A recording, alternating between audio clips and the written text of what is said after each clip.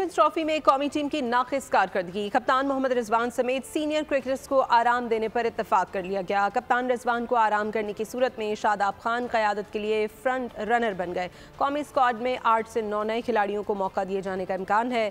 ज़राए का कहना है कि शाहीन आफरीदी, बाबर आजम, हारिस रऊफ, फ़खर जमान ड्रॉप होंगे।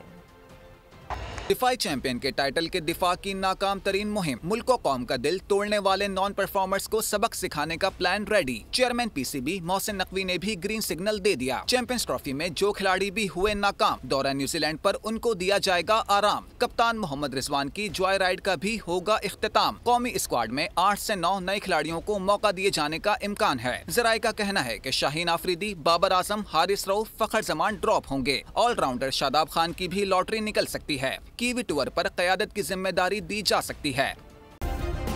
सब्सक्राइब करें और बेल दबाएं ताकि कोई खबर रह न जाए।